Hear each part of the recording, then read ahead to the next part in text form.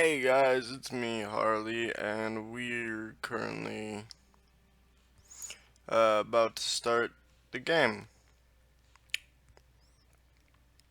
I'm about to announce this on Discord.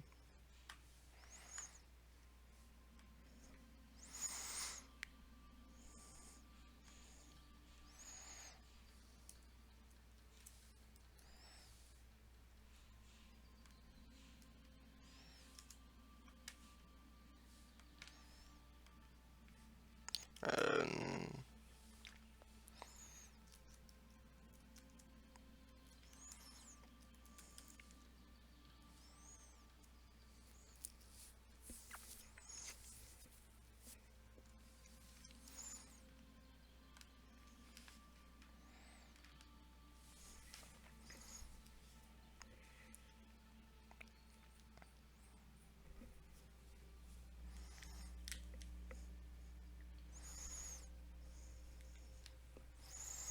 we got chat right there.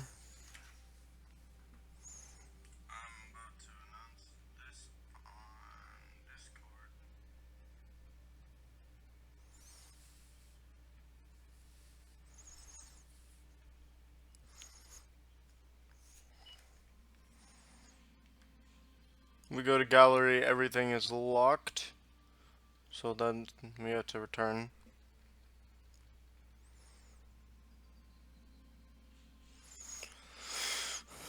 Let us get right into the game preferences. Music, sound volume, full screen.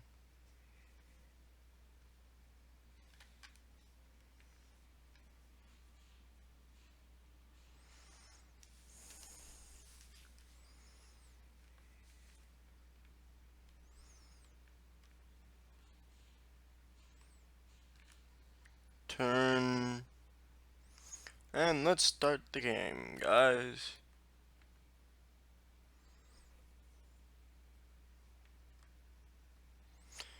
Oh shit, am I supposed to be reading? Yet as people grow up, they often come to realize the truth. Dreams are nothing more than fairy tales.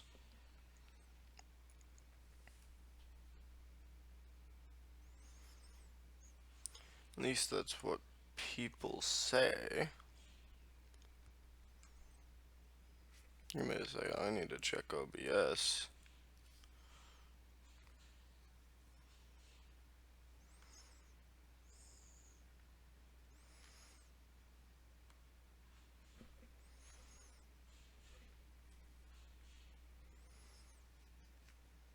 Okay, we're good.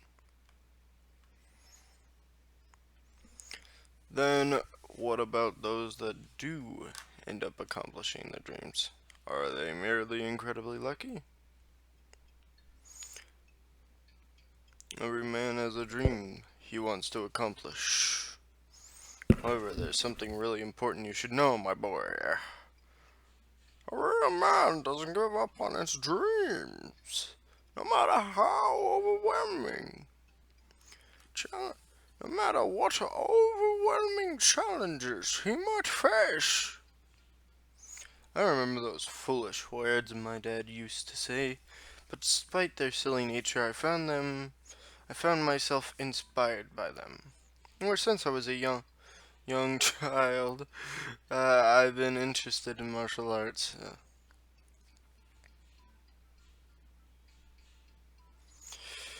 It didn't matter whether I watched a match on television or read a manga about some heroic martial artist.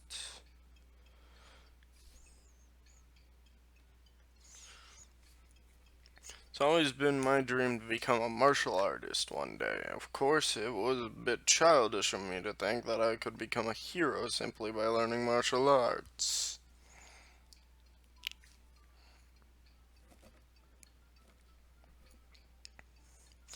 Hey Harley, you sexy beast, show the titties. We're not at that part. There's going to be quite a bit of a delay. Jolteon. But we are going through this entire game. The entirety of it. Today. During the stream.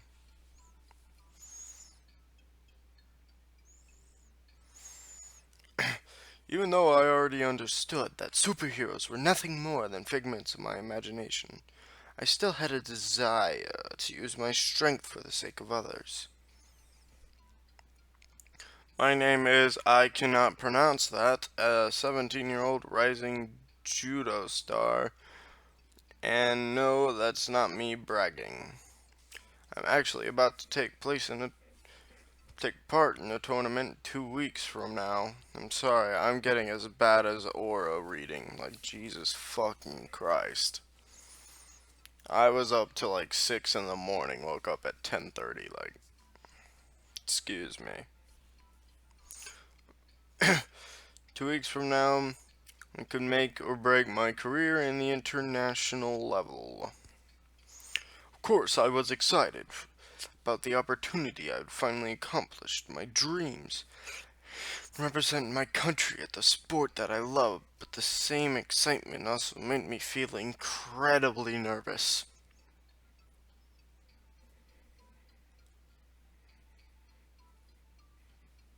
Damn it, it's a legit one, okay?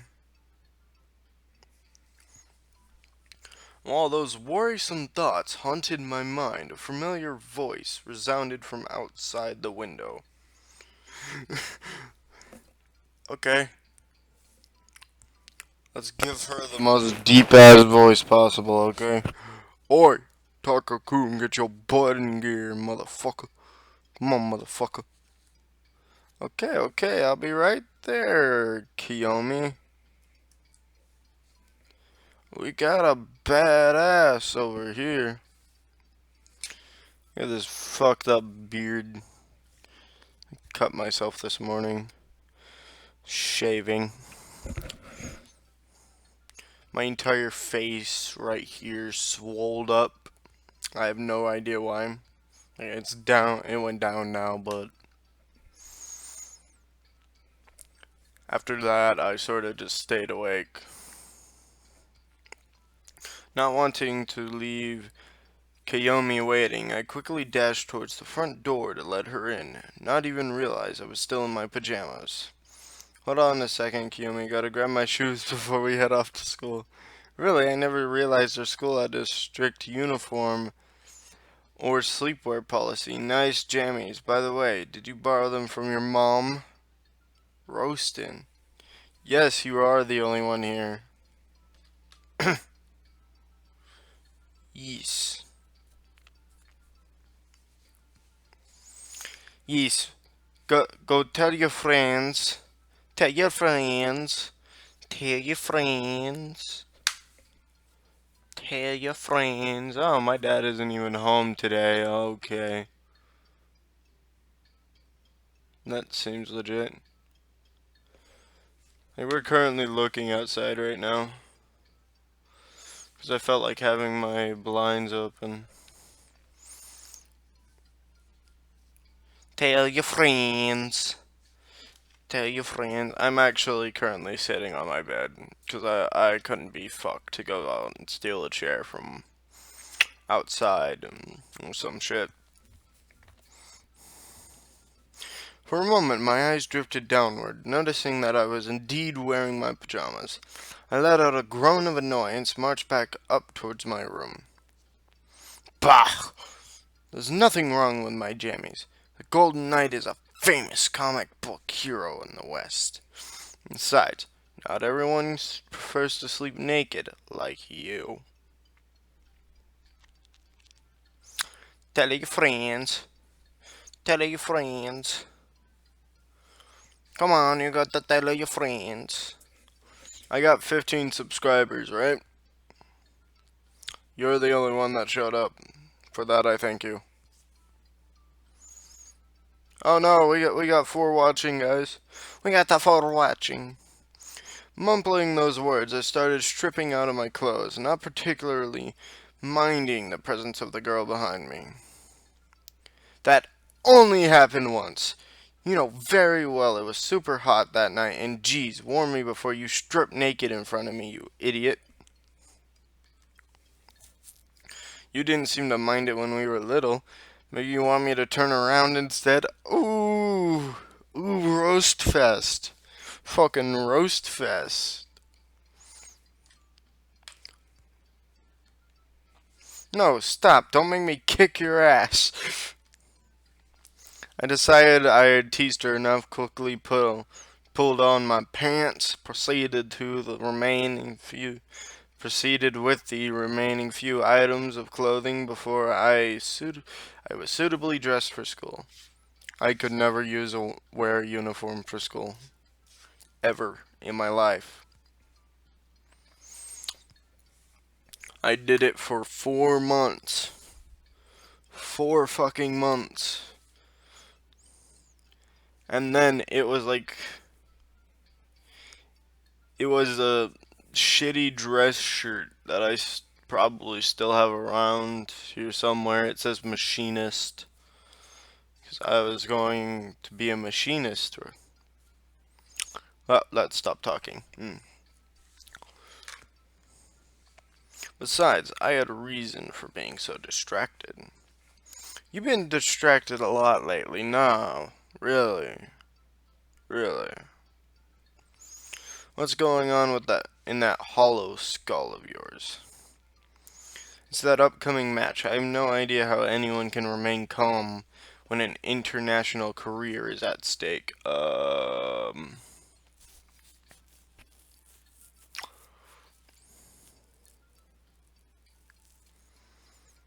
You want me to tell you about how a gold medalist or some shit are nervous too? Except Michael Phelps. Michael Phelps apparently smoked some weed before he does his match. You would think that would slow him down. Nope.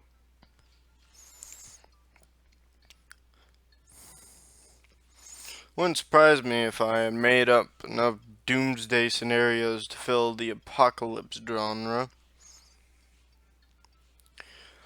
Alright, the judo thing. I'm sure you'll do fine.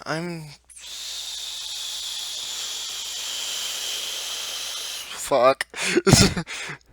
I've seen some of your matches, and you kick butt. And of course, if you're really worried, you could always pray. Pray. The darkness! Well, don't tell me you don't know.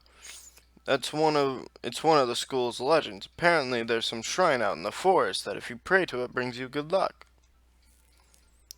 Ichikawa-san said his sister prayed to it the night before her exam and she got a perfect score. Put the dick down, Takashiro.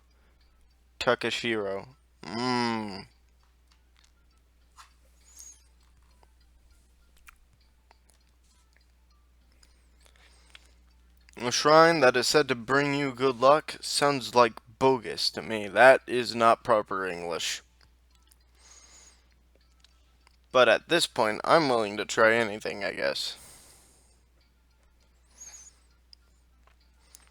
I'll ask Ichikawa-san about the location. I'm not exactly in the mood to get lost in the forest and end up a modern-day Tarzan. Well, whatever. If you do go looking, at least send me a message to let me know, and I will. And will you hurry up? We're going to be late again. Hero is never too early, nor are they too late. They arrive precisely when they're needed. But for the sake of avoiding a detention, let's hurry. That's a wizard, not a hero. Genius. How can one person be such a sports nerd and such a geek at the same time?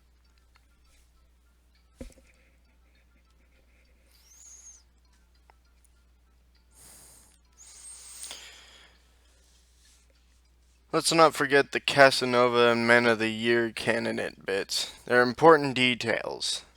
I doubt you qualify for either one of them, Pajama Boy.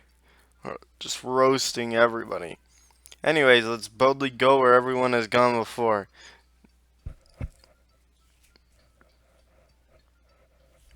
I'm extremely tired. So everything in this game is going to fucking make me cringe a lot.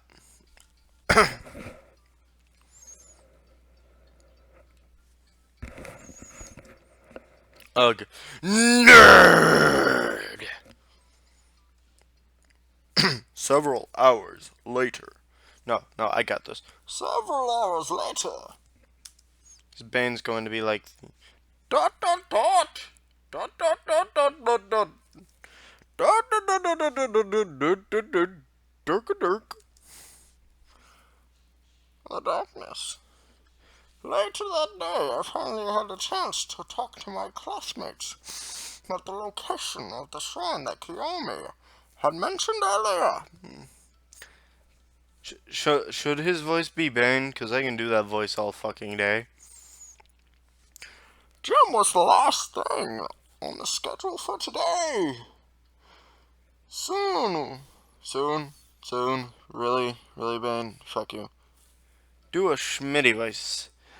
Oh, you mean, so once people got ready to go home, I approached the guy. I cannot do a Schmitty voice. Like, Schmitty's voice is a mix of high pitch and deep. Like, it's not going to go well for me.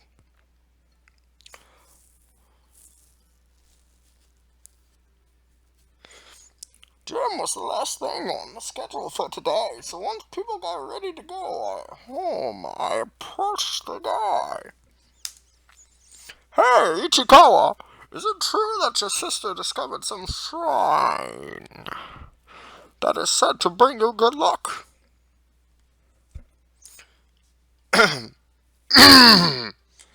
This one's going to hit you real hard. Oh, let me guess, you want to date her? No, I can't do that. Oh, fuck. That one hurt. Oh, let me guess.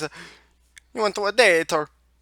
Well, even though I have to admit, she's very attractive, I'm afraid she's going out with someone. The bitch says himself. I'm going to punch this fucking computer. Not to mention, you're not her type. He has a Japanese name and he's Italian. Okay. I already got my hands full dealing with Kiyomi. You can keep your sister to yourself, jokes aside. I'm more interested in that shrine. You wanna... Wait right here. I'm going to pull a terrorizer.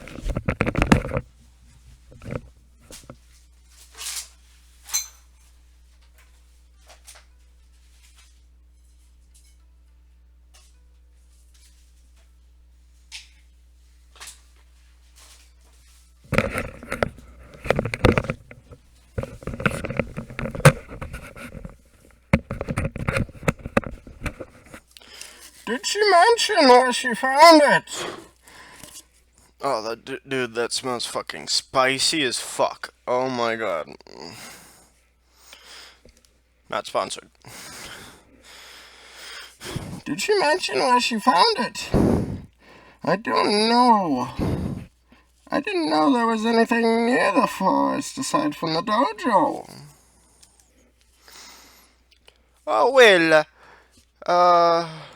she said something about it being near a river and quite up high, to be honest. I wasn't paying it too much attention when she was going on about it. Fuck. Boy, if you don't. Look at his face. I mean that she was wearing the top and it was a tight and... Stop! You're a fucking creep. Get the fuck out of my face.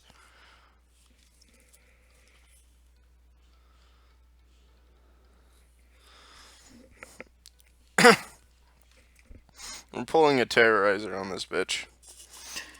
I seriously don't need to hear the details. I doubt anyone else is interested. So, do you know anyone who might have heard about the shrine? Are you talking about the... I thought that was him. Are you guys talking about the lucky shrine out in the forest? The one and only. According to Ichikawa's sister, there's supposed to be one near the river. I don't know about that, but there's this fiery girl at Sakura Dojo who knows more about it. Wait, are you talking about Ayari-sama? About this tall, ridiculously strong, super scary... Yeah. That's the one. That's the one, motherfucker.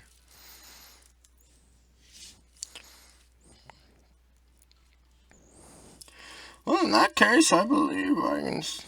Oh. Well, in that case, I believe I can still be of help. Takashiro-kun, I know where that place is. Of course you do. We both do. You just want to tag along, don't you? I don't think Ayari-senpai will appreciate you visiting her with your usual tricks in mind. Do I need to remind you what happened the last time you tried to peek at her after she finished practice? Blood, sweat, and tears.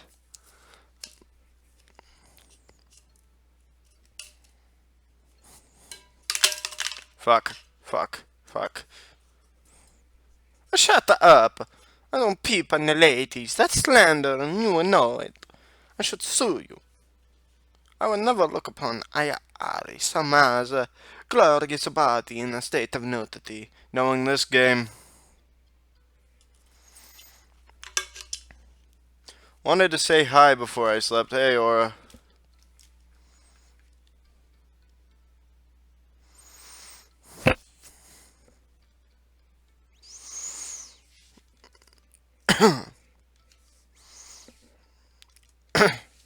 Oh, so you haven't seen her naked yet? My nose. I've seen a bit of side boob. But the hole I found didn't really let me get a good view of. There we go. Someone call the cops. Ichikawa, the peeping Tom has confessed. I playfully patted Ichikawa's shoulder as I turned around, grabbing my bags, process and prepared to leave. Thanks for the tip, Ichikawa. I'll let the judge know you were helpful during the interrogation.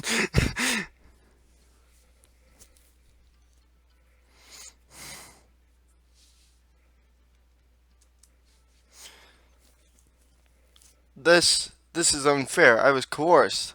I won't say another word until I speak to my lawyer. Ellipses. Ellipses.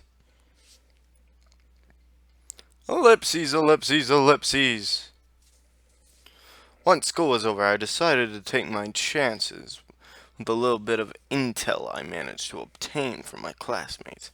Memory served me right. Arya would be practicing at the dojo today. Of course I knew her. She was a judo student, just like myself.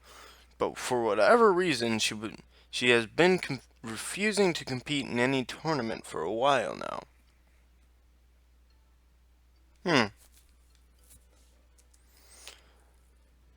Arya, are you around?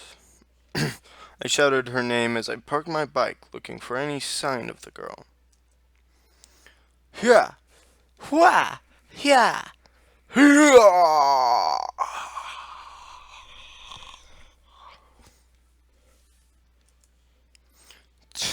Follow the shouts and you'll find your... I grinned briefly as I saw Arya seemingly in the middle of practice, in a series of motions, almost as if she was fighting an imaginary opponent. Perhaps now is the perfect opportunity to surprise her a little. I snuck closer, making sure I made as little noise as possible before I reached a hand towards her shoulder. Arya! Feeling a hand upon her shoulders, Arya reacted, grabbing my hand, and with a loud grunt shifted her weight, curling and tipping me over her shoulder. I didn't have time to brace myself for the impact before I hit the ground like a sack of potatoes. Can we date her? Can we? This bitch looks like she'll back you up in a fight. Like, can we actually date her, please?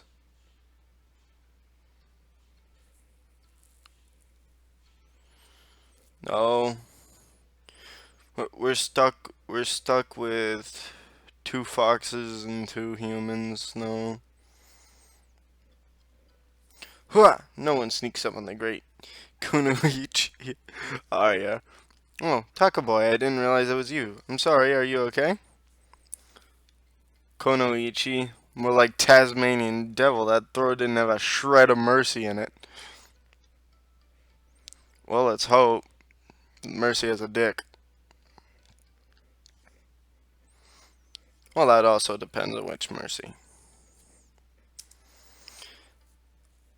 There is no mercy in the ring, Taco Boy, but better that you learn that now than in 2 weeks' time. Let me guess, you want to do some sparring, don't you? Actually, I came here to ask you about something. But I guess a little sparring wouldn't hurt.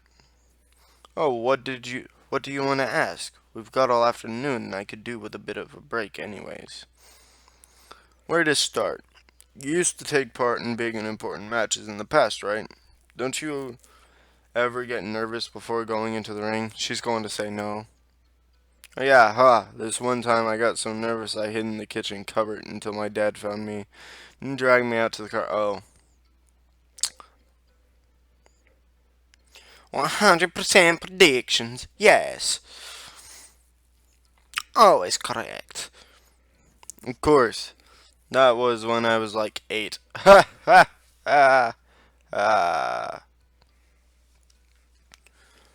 Well, obviously, I can't go hide for my match, but one of my friends made this stupid suggestion that I go and pray or something. Honestly, at this point, I'll do anything to calm my nerves a little. Taco Boy, are you sure about this? You mean the match? Of course I am. I've been practicing judo ever since I was old enough to walk. There's something wrong with that sentence, and I'll let you guys find it out. This is my chance to finally represent this country and the sport I love.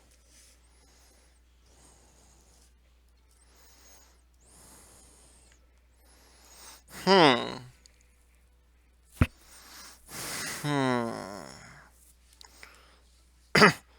Arya seemed to think for quite a long time, all the while tapping her jaw with her finger. She snapped her finger, grabbed a tight hold of me. Alright, I'll tell you the way to the shrine, I know. But it's going to require more than a simple clap of your hand and a bob of your head. You need to give something to the shrine, something of value.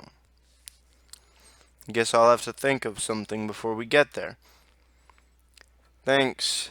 I appreciate your help. I'm not saying that word. I'm not.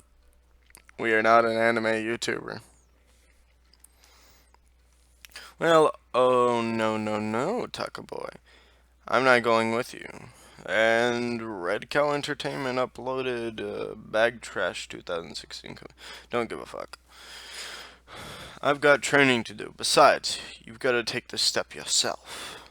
I can draw you a map. Show you an easy way to get back here. But you'll be on your own.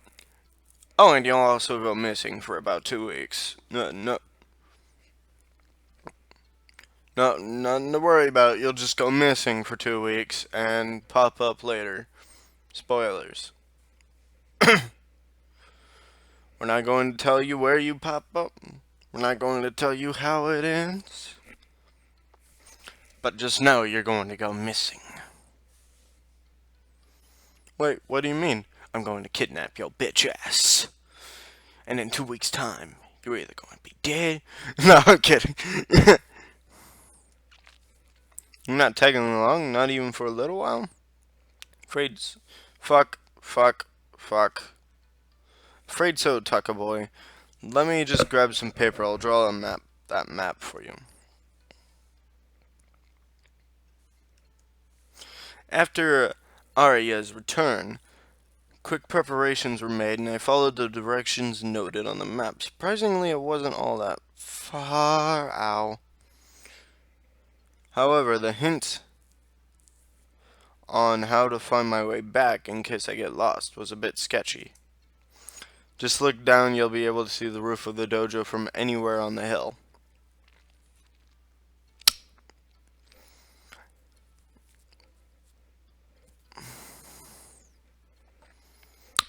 Bitch gave you that advice?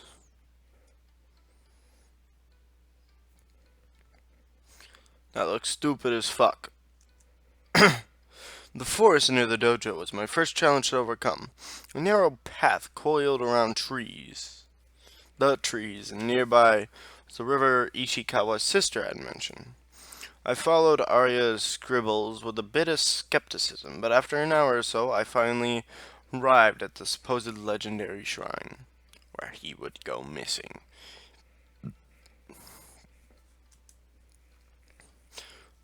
The shrine itself seemed surprisingly well maintained, despite being in the middle of nowhere.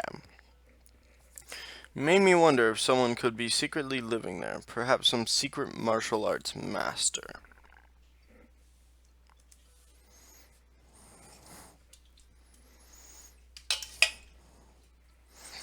I'm just going to let you guys look outside while I go get me some water. This dusty as fuck windowsill.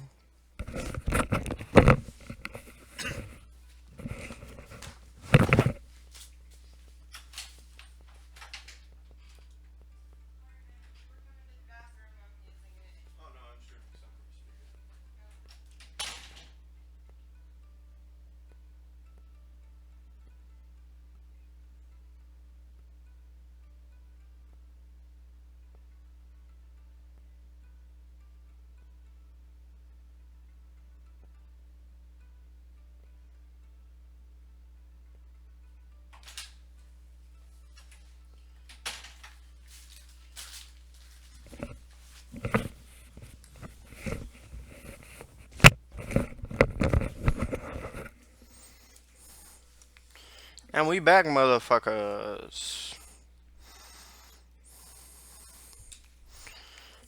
The thought of a hermit living and hiding within the shrine in order to prepare himself coming battle between good and evil started to dwell in my mind. Boy, if you don't get your nerd ass up out of this bitch. Well, that's some good water. That is some good water, guys. We got 3 watching.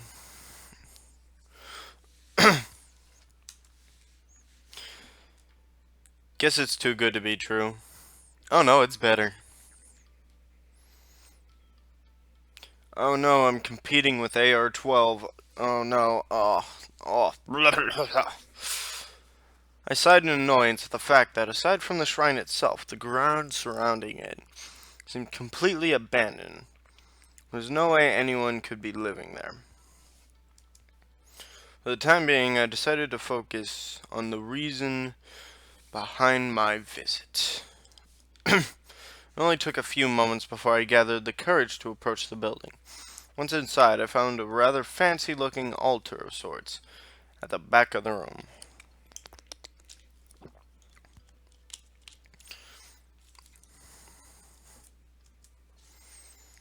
I guess this is the thing everyone... That was literally verbal throw up. I guess this is the thing everyone's talking about.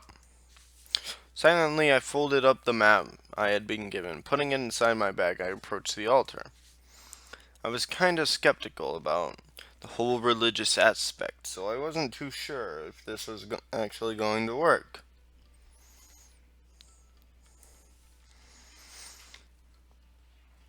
I don't even think luck will do me good in a match like this. In my opinion, there wasn't any room for things like luck in martial arts. Judo is all about using the knowledge you have gained through training. Of course, a good amount of talent also helps. I'm a pretty talented fighter myself. That being said, I respect anyone who can actually go international with this bitch. Because I am not that good at fighting. There was simply no room for something as superstitious as luck. Clearly, this was going to be a match where my experience and talent would be pushed to their limits. Nothing more, nothing less. Boy.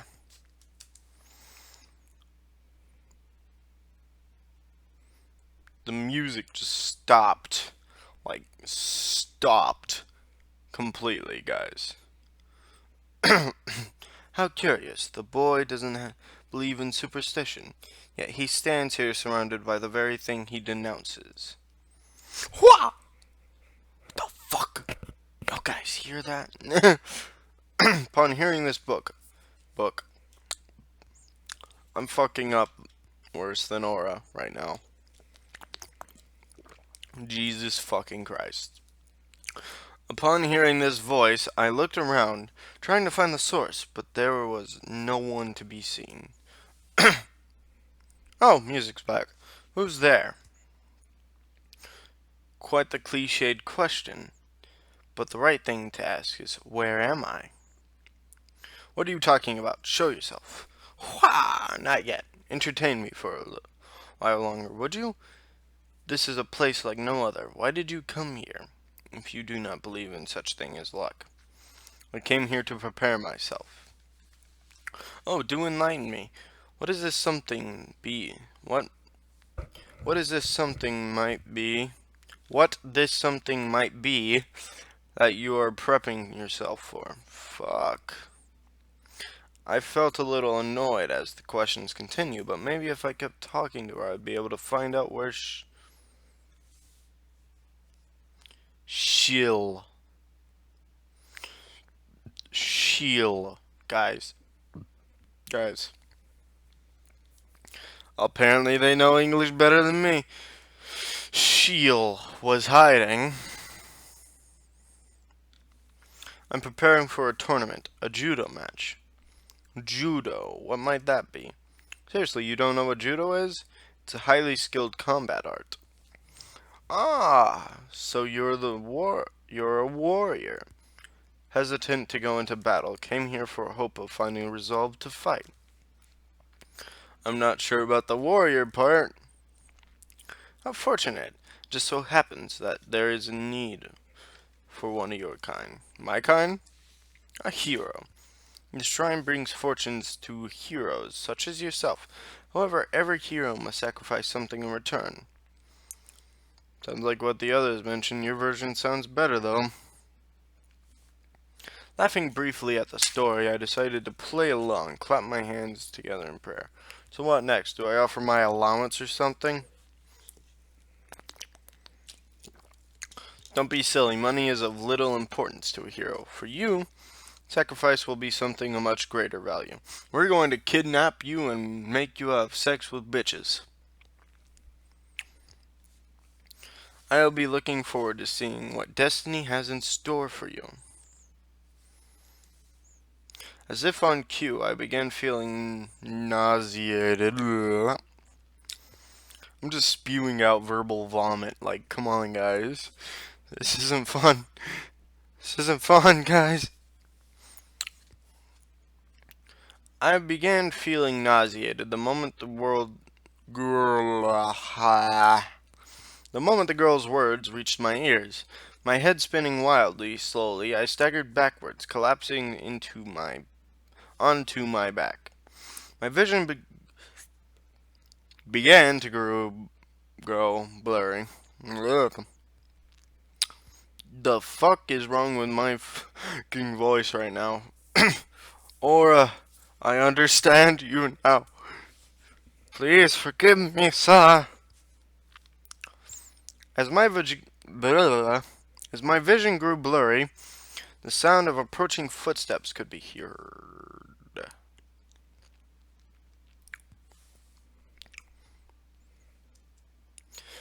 Good luck, hero. You're going to need it. Damn. Damn. That's a good looking bitch.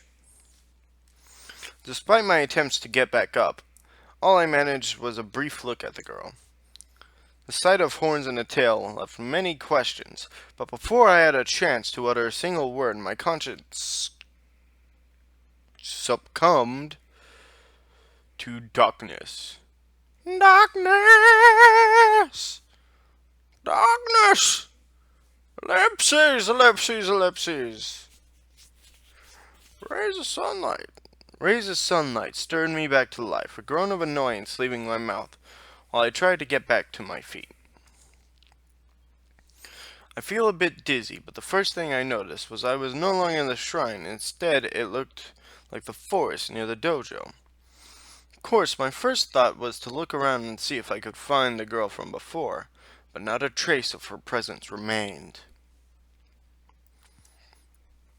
To make things even stranger, the path I had followed amidst the trees seemed better maintained than I remembered. I should probably head home. That thought was cut short by the sound of several female voices that could be heard nearby. Get back here, Hikage! Stop them at once! Just what do you think I'm doing? I'm chasing them. Trying to stop them. Yeah, I think they've noticed what's missing on... Keep running, little one. We might just make it. Oh. That's nice. Runny noses, guys. Runny noses. Just when I thought this day couldn't get any weirder, the sound of heavy footsteps could be heard nearby.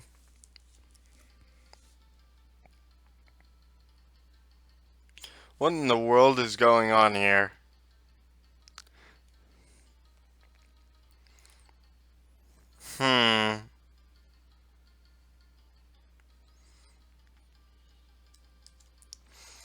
Further ahead, I saw a couple of girls in fast pursuit of even more girls. However, there was something off about the scene. Something that didn't make any sense.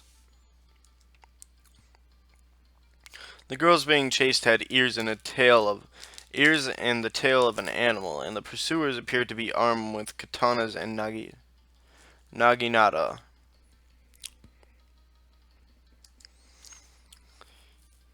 You conniving fox, come back here at once. Return what you stole immediately. Give me back my panties. Hikage, how could you say something loud like that? Haha, panties. Noble's Bay? My bay. But when I did it last, I went with these guys instead of these guys. So we're going to go back with these guys instead of these guys. Haha. Oh no, help save us from the rampaging women. Hee hee hee. As I watched the girls run off, I couldn't help but find myself struggling with the decision to just leave them be. While I didn't know what in the world was going on, the two girls armed with rather realistic looking props, surely they couldn't be real, had me worried. I couldn't very well call myself a hero if I let something like this go on without acting. I'm going to regret this. Mumbling in annoyance, I chased after the girls. Haikage, go around to the left. Right. I said left. Why do you always... Right. Wasn't saying right. I was... You know what? Never mind. Just run after them. Fuck you. You know what? Fuck you. Bitch. Fuck you. As I was chasing the girls, I noticed that the trees seemed to be getting denser, making it gradually more difficult to navigate along the path. I don't think I can run much more. I'm starting to feel a bit...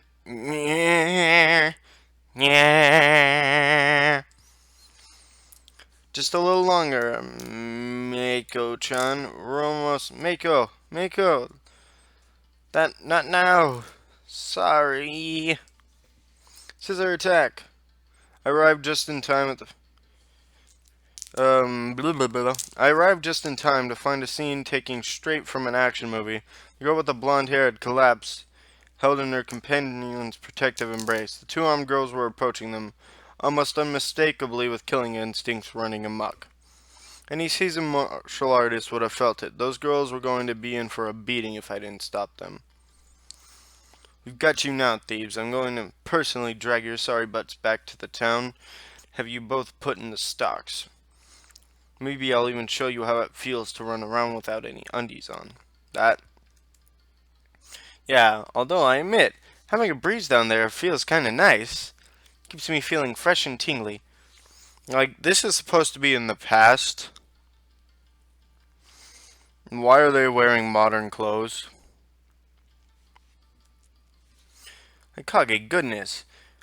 Don't you have any shame? This isn't about you. This is about our undergarments, stolen by these two criminals, being brought to justice. It hurts. My head hurts. Oh, don't be a little bitch. Shh.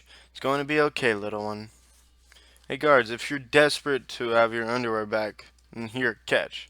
Stop it right there. Before I was able to interrupt the conversation, toss something into the air. Whatever it was flying straight for my head. The two instantly grew flustered. I can't see. Who the hell tosses a... Peeling the items off my face, I raised them into the air like a professor examining an important sample of while the thieves made their escape. A pink bra and lacy black panties. Oh boy, I knew this wasn't going to end well. And you there, are you in the cahoots with the crafty foxes? Hand those back immediately. Those are evidence in a crime.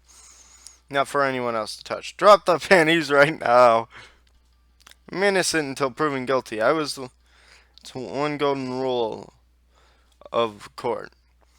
Just stop pointing those weapons at me so I can hand over your undies without being turned into a shish kebab. What? No. Stop. Shut up. Just drop the evidence and walk away. I'm Tsuki Mio, chief of the village guard, and I'm ordering you to drop what you're holding right now. I don't know of any village guard. I seriously doubt a cop would go around dressed like that wielding a katana. More importantly, the ground is muddy and dirty here.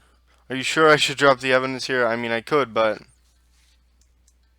Before I could react, the pink-haired girl lunged towards me, pointy end of the naginata aiming at my gut. My reflexes caught on just in time, and I was able to palm away the spear. As it sailed through the air, I struck upwards on the wooden shaft of the weapon, sending it into the air and causing the girl to lose her balance. Narumi, I did not order you to attack. Fine, I'll give them back. Jeez, just my luck to find a bunch of crazy girls with weapons. Tried to hand them over. Something I would soon end up forgetting. You think I would fall for something so simple, fool? You may have fooled me once, but I won't let it happen again. The woman swung her weapon into my side before I could dodge. She then lunged towards, grabbing me tightly, putting my arms around my back, leaving me with a sore rib and in a prone position. I could have fought back, but I figured it would only lead to more fighting. With the possibility of ending up stabbed, I decided to remain passive. Sword-wielding girl stepped forward, grabbing the silky forwards from my hands. Bleh. Triumphantly. Methods might be crude, but they get results, Haikage. Tie him up, and we'll bring him in for questioning. He probably knows where those pesky thieves are hiding. Right. You guys believe these bitches? They arrest your ass for holding... They arrest your ass for holding cloth.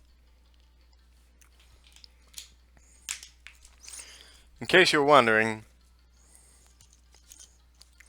how stupid that sounds. Granted, this was in the past. But if this is in the past, why are they still wearing modern clothes? I don't know where that was going.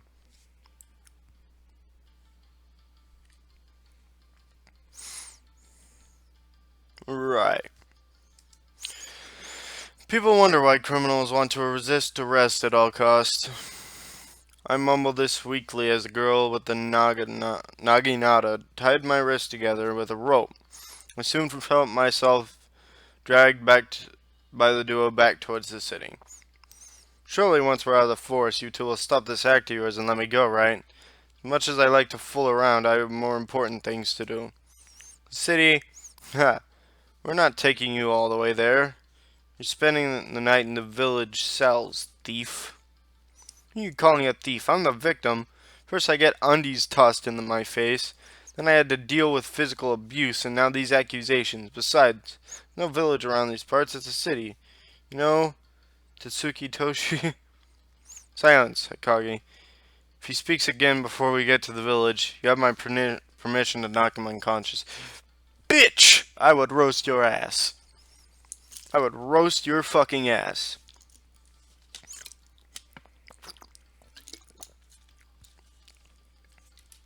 But hey, boobies! And bay! Tsundere Tyrant. That's funny. Hello. Twitch emails me quite a bit lately. And that's how I ended up on my way to a jail cell, cuffed and dragged by two girls, both of who I started to suspect were crazy. When we exited the forest, alarms set off in my mind. The city I had lived in my whole life was gone. You gotta be kidding me. If I wasn't in Toshi, then where the hell was I? Hey, no talking. Come on, I don't want to bop you that much. Kinda. Maybe a punch or two. I just want to know how the heck you blocked my strike so easily. Your attack had a lot of power behind it, but it was kind of predictable. The right movement and enough force, that's the result you get. Anyways, I'll play along for a bit. Where in the world are we? This clearly isn't my hometown. I mean, the buildings look like they belong in some sort of classic samurai movie. God damn it!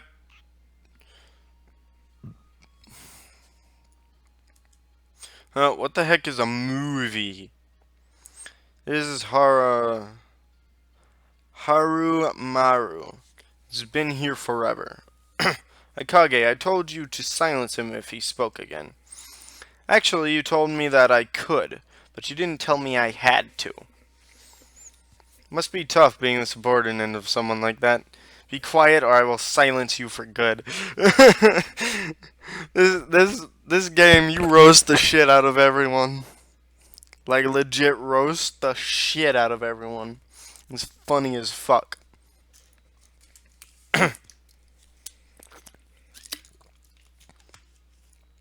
This time it didn't seem to be an idle threat.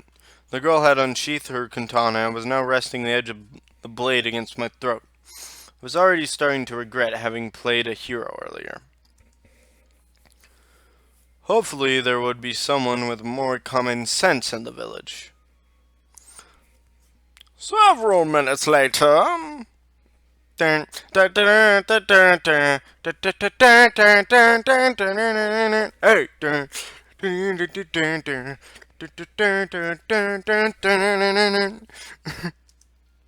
ellipses, ellipses, ellipses, ellipses.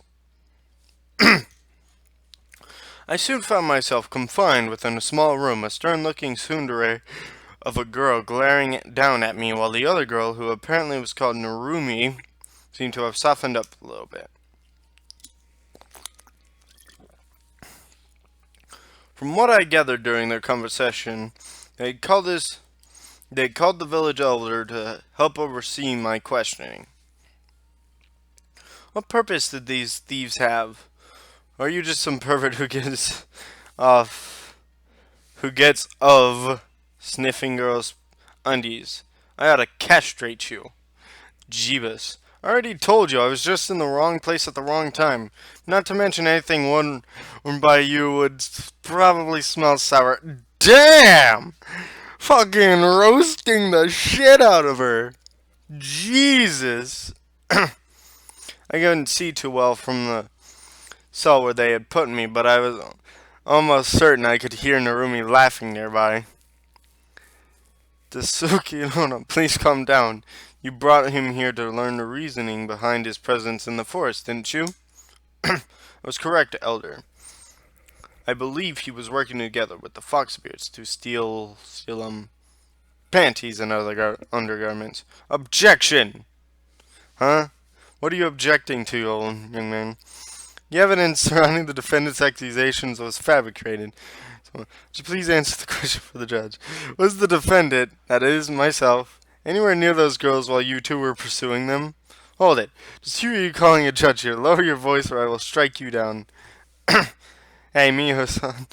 Maybe the whole angry accusation thing isn't working. This guy clearly isn't a bandit.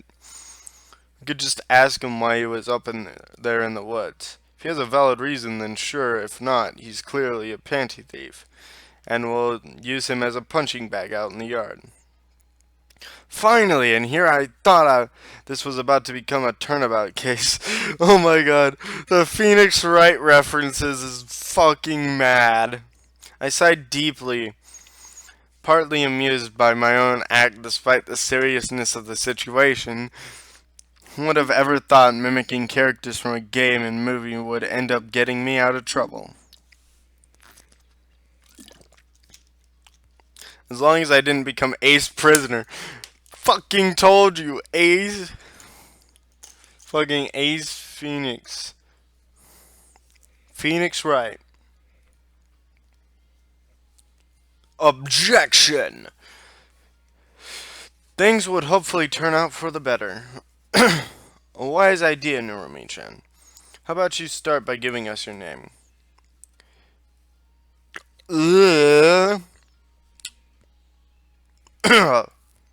I'm not saying that. I'm sorry. I'm not going to spew verbal vomit on purpose. So,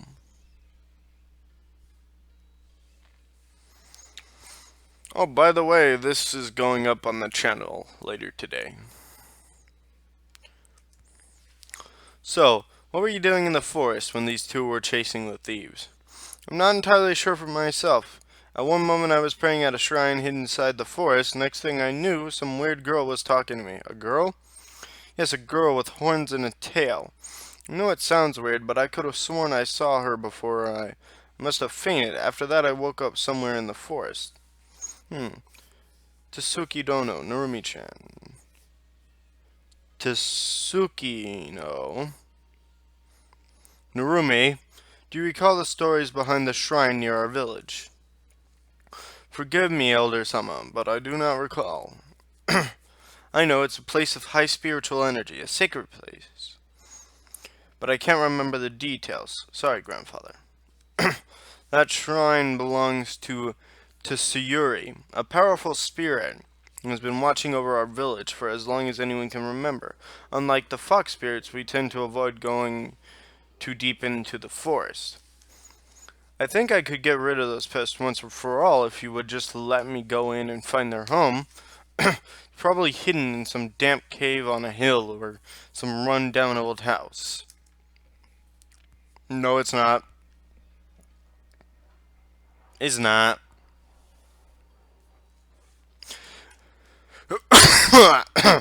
Human and spirits rarely mingle, even if they meet with good intentions. The fact is, this lad said he saw a spirit, meaning there is a chance he was there for a reason. Not to mention, did you take a good look at him yet? He seems disoriented, and his clothes look foreign.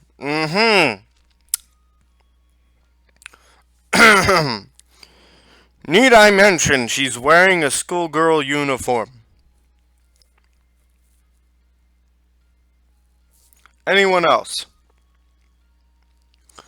That skirt does not look like it's from the... That skirt does not look like it's from ancient fucking Japan, no. He did seem to be talking gibberish earlier. He claimed to be from a city near here. But there's nothing like that around for miles.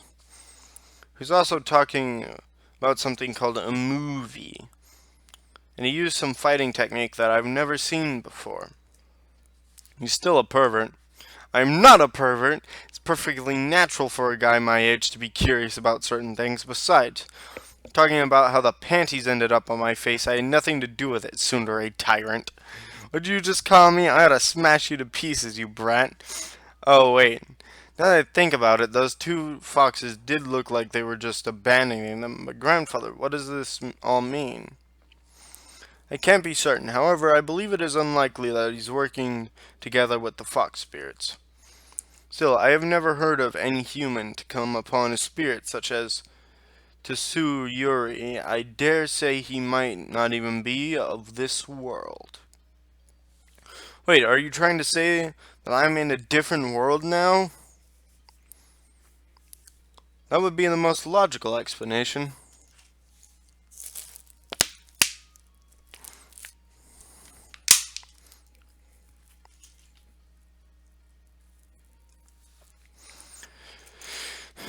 In what world would this be considered logical?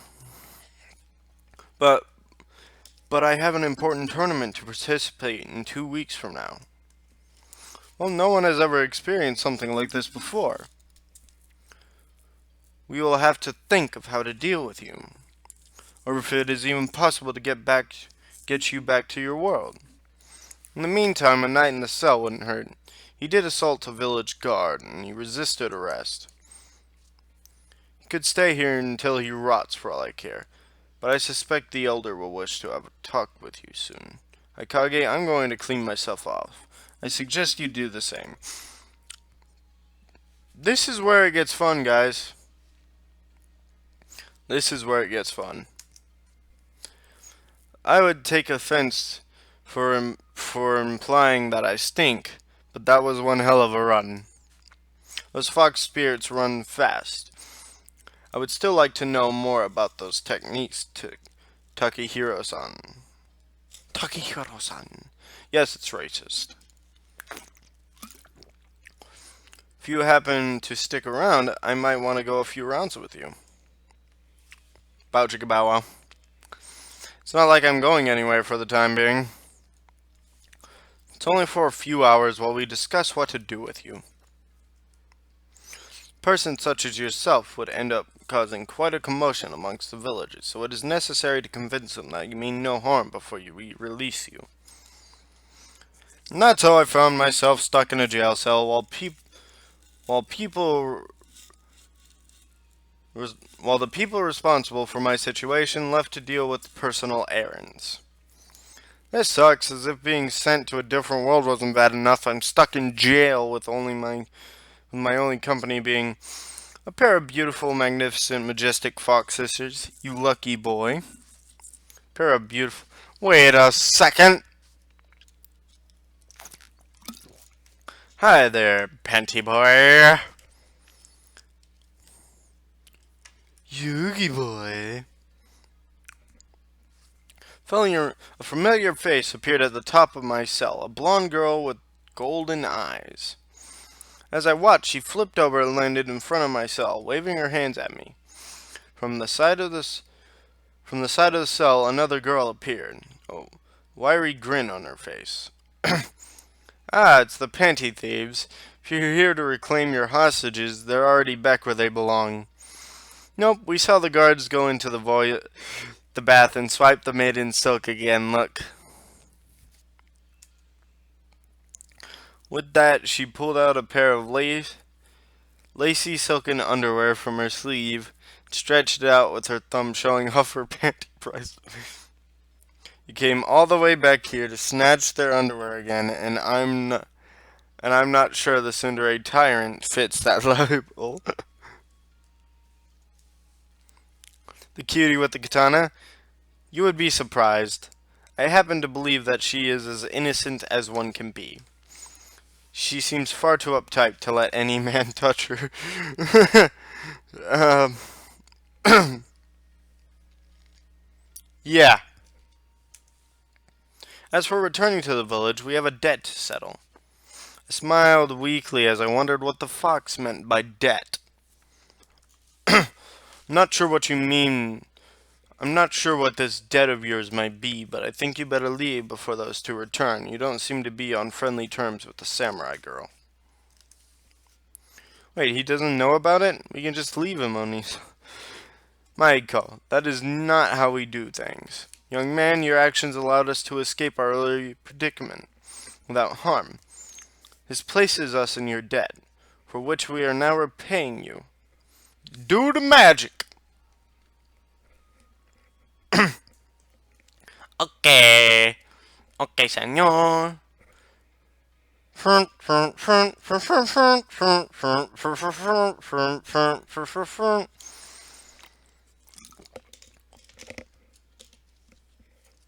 Hey, welcome to the stream. We're going to go look at who joined. Hey, it's Bacon Sushi. No, because I have music playing.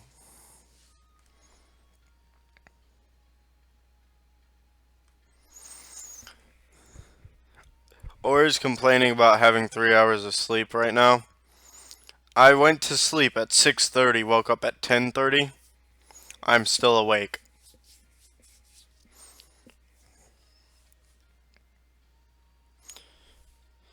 You want to go look up at the stream? Because things are about to get good.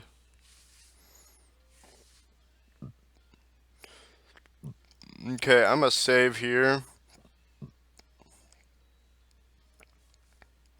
We're going to turn the music down. We're going to return.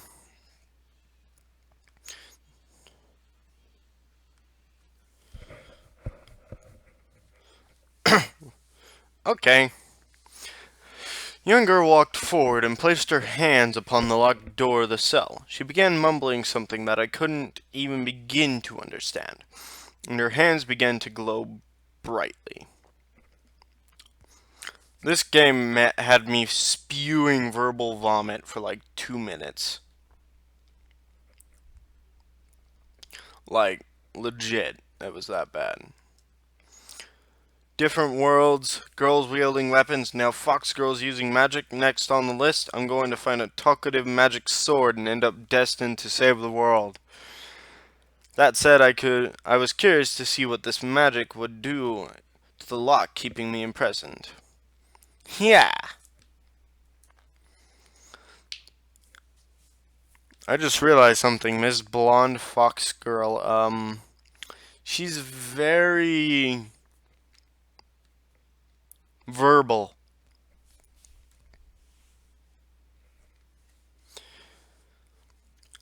The glow faded for a moment before quickly fading. There was a hiss, then a sizzle, as the lock dropped onto the floor in a mess of melted metal.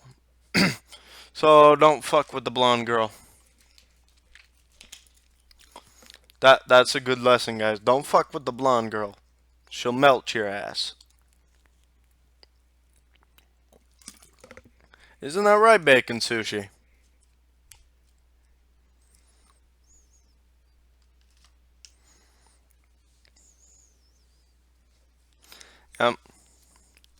Well done, Maiko. You did very well. Relax for now, alright? I'm not sure what I'm supposed to be the most surprised about. The fact that that girl just melted a steel lock, or that I'm starting to accept this as normal.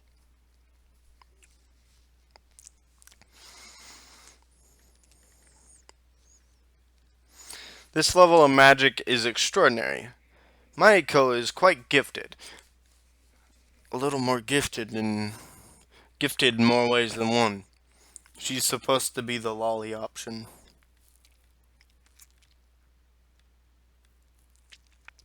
Does that make sense? Yeah, she's supposed to be the younger girl option, right? She has more tits than her sister.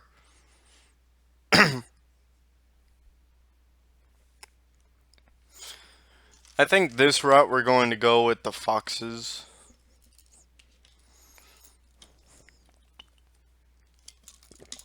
I mean, if you look on stream. I didn't read that. Yes, I did.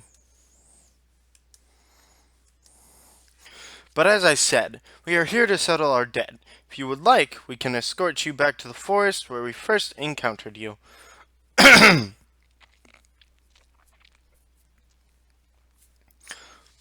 I don't like talking for long periods, so this is going to be a pain in the ass. Oh, and me and Aura, we recorded Minecraft a love story, and we got bored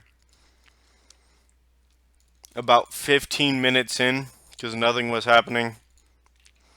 However, A Love Story 2 has an uncensored patch.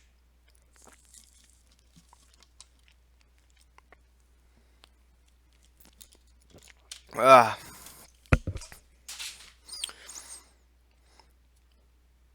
Yep.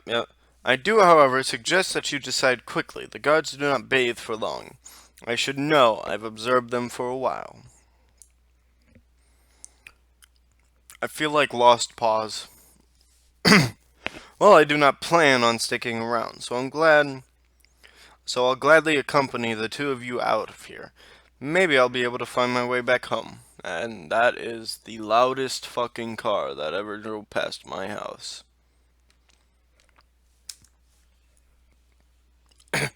Lead the way, Peeping Tammy. Peeping Tammy.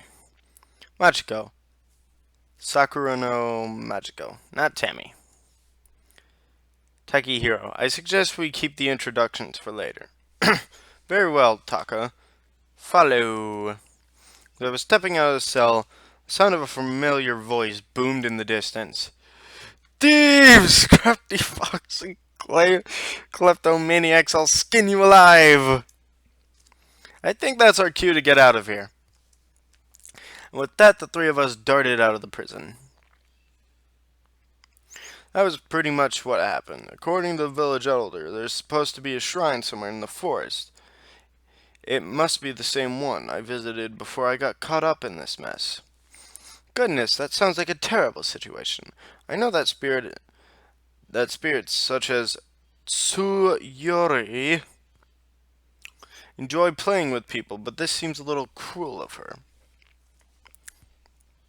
I would speak with her myself, but fox spirits aren't allowed near the shrine. I thought the reason we never go there is because you get all flustered whenever Soon's around. Shut up! Fucking like the entire early chapter of this, like everybody was roasting the shit out of people, and it was funny as fuck.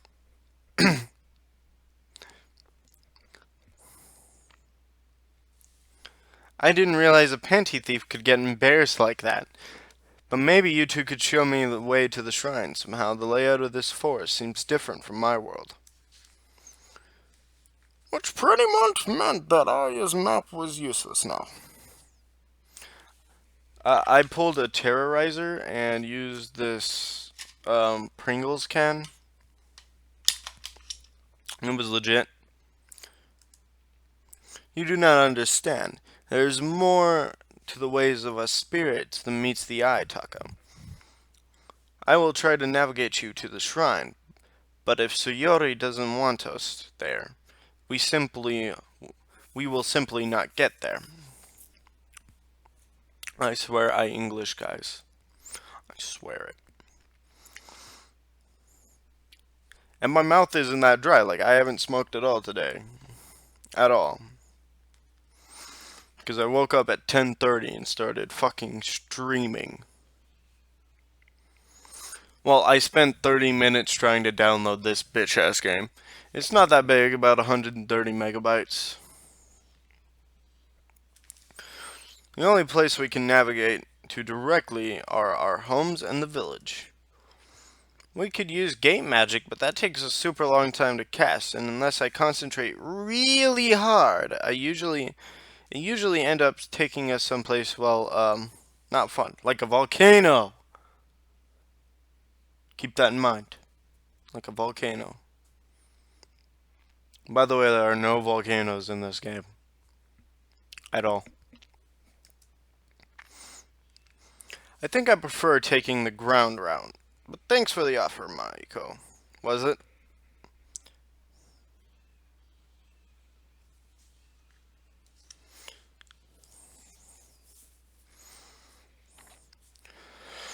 Well, let me put it this way. You're a 17-year-old kid, goes to a shrine, gets kidnapped, disappears for 2 weeks, goes back, finishes whatever the hell he wanted to finish, and gets kidnapped again. That's pretty much this game. I think I prefer taking the ground route, but thanks for the... Oh yeah, I already said that. That's right, Sakura... Maiko...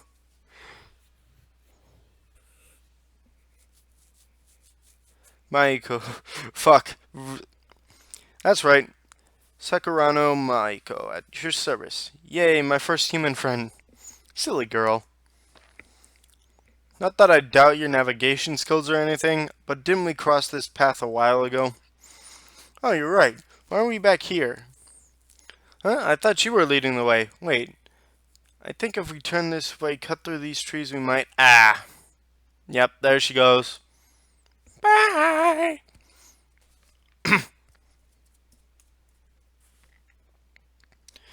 Can you entertain the people while I go out for a little while? Okay.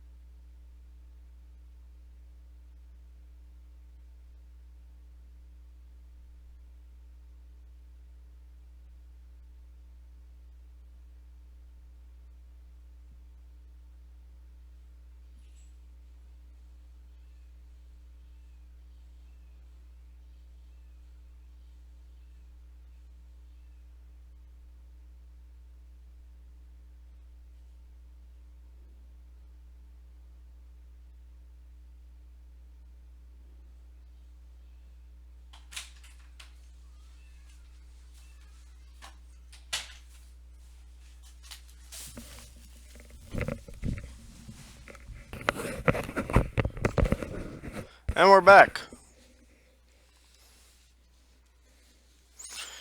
You are quiet as fuck, dude. Yeah. The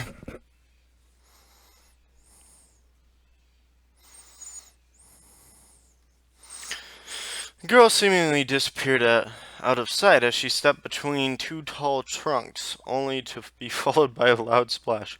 Well, at least the river's still there, my friend. I ran towards the trees, looked down to see the girl's arms flailing wildly, neck deep in a slow-moving river. Ah, quick, please, you have to help her. I'm begging you. I'll do whatever you want. Just please save her. Help! Sounded like an old woman. Doesn't look that deep, you know. Don't tell me your sister can't. She can't swim. Neither of us can. Please. Takahiro, please rescue my sister. I guess I don't have a choice. Smiling weakly, I pulled off my jacket, dove into the river. Water was sending shivers down my spine as I swam towards Machiko, who, despite the lack of a strong current, was slowly disappearing under the water. I urged on by the worried shouts of Maiko, tried to reach the girl as quickly as possible. It took me a few strokes before I reached her, but by the time I had grabbed hold of her and pulled her out of the water, she'd lost consciousness. She's not breathing. I felt my stomach drop. Dreadful thoughts of what might happen if I don't do something began to fill my mind. Well, what in the world could I possibly do? CPR! He yells out CPR. I don't know what that is. She's not breathing. Help her. Please save her. Okay, I need to concentrate. Can you find something to dry her off with? Right. Great, a mage without a revive spell.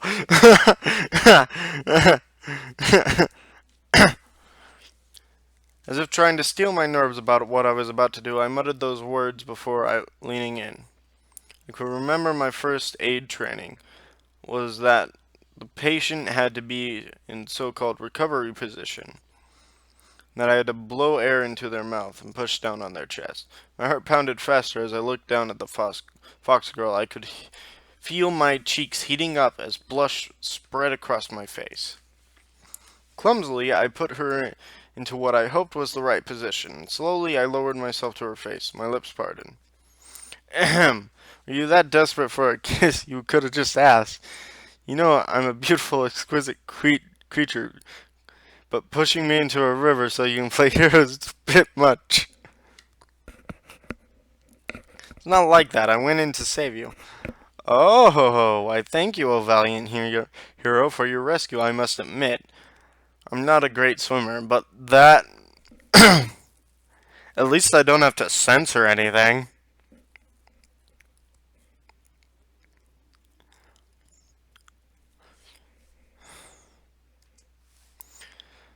But you know, it's often better to get permission from a maiden you rescued before you claim your reward, silly.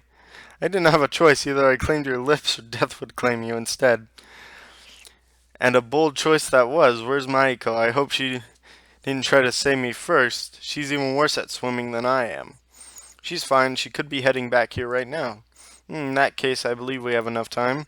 So how about it, Taka? My little sister will be back in a few minutes, and I am sure a boy like you would probably never kissed a girl before.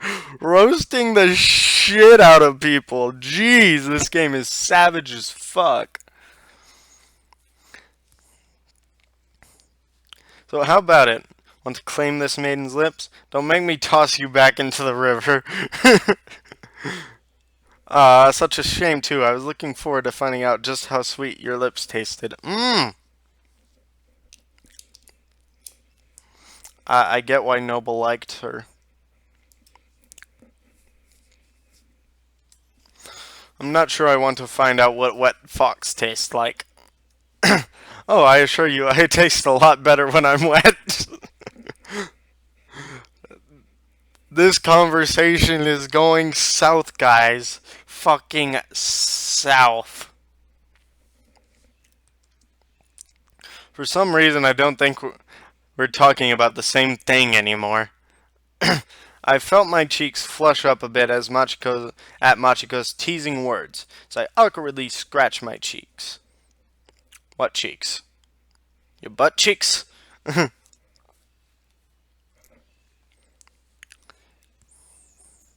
Anyways, at this rate, you're going to catch a cold. Perhaps you could warm me up, Taka. More importantly, we need to get you out of those soggy clothes. Oh my, so bold. Please, won't you unbutton my top for me? If you insist. My fingers shook as I reached down. Fuck, I skipped it.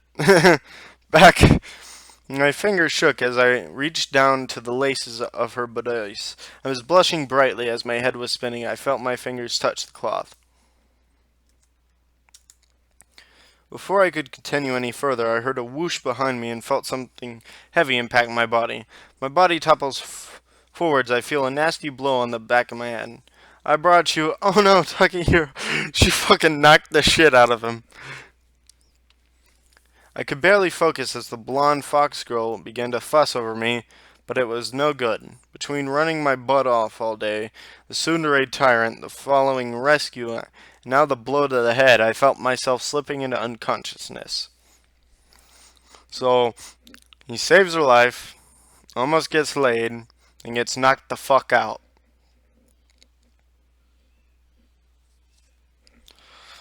Yeah.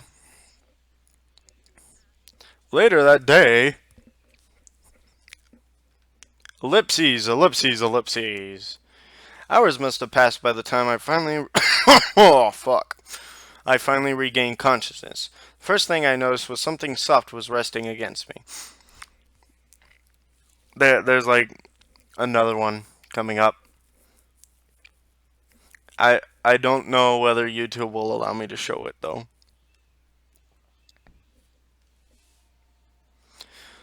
I wondered what it could be. Little did I know that whatever it was, I would soon be very much awake. Hello! Machiko?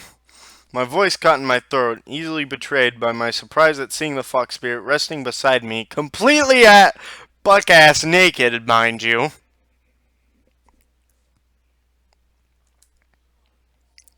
Of course it didn't help that she was stark naked. My gaze drifted along her features. I hadn't really put much thought into it, but now she was really beautiful. Yeah, that was my chance. I had been curious about something for a while now. I decided to finally get my answer. I carefully lifted my hand towards my head, my fingertips lightly caressing a single furry ear. To my surprise, the fur felt real, confirming my theory. So, she's a real fox spirit. That's what he was worried about.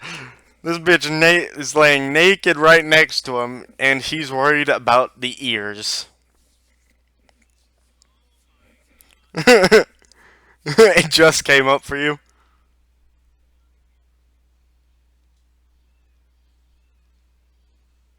Yep, there we go. I looked over the peaceful sleeping girl as it was difficult to imagine someone like her being a panty-stealing troublemaker. Up close, she looked incredibly cute. And naked at that, no less. The fact that she was lying right beside me caused my cheeks to flare up beet red in an instant. No, Siri, not again. Is she dreaming? Amused by this, I reached a hand out and poked her cheek gently, but the sound of footsteps made me reconsider.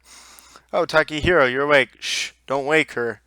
She's a light sleeper, and she's been super tired lately. Sure, but mind explaining why your sister is sleeping to me naked, without clothes on? You two look super cute, all cuddled up together. You two look super cute, all cuddled up together earlier. She said that you told her it was important that she took her clothes off, so she took hers off. And then we took yours off. After that, she tried to keep you both...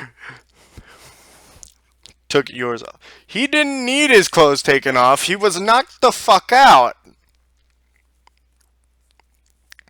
After that, she tried to keep you both warm by getting under the covers, and and laying in the sun. However, in the end, she fell asleep. Were you watching me just now? Yep, you were both you were both sleeping so soundly. It was super adorable. I wanted to cuddle up with you, too, but Onisama, she told me off for cuddling with her in her sleep before. Ah, I think I get it. She does look rather adorable when she's sleeping like that. Let's keep it that way for now. YouTube's going to come up in this stream and fucking take it the fuck down. She's fucking naked! I took a deep breath. I was about to open my mouth to say something when Maiko suddenly spoke up with a smile. We brought you home to our mansion. We brought you home. That's what I said. We brought you home to our mansion. We brought you to our spare room because it has the best light during the day. I was only watching you for a bit, then I got bored, so I went to make some soup. Oh, she always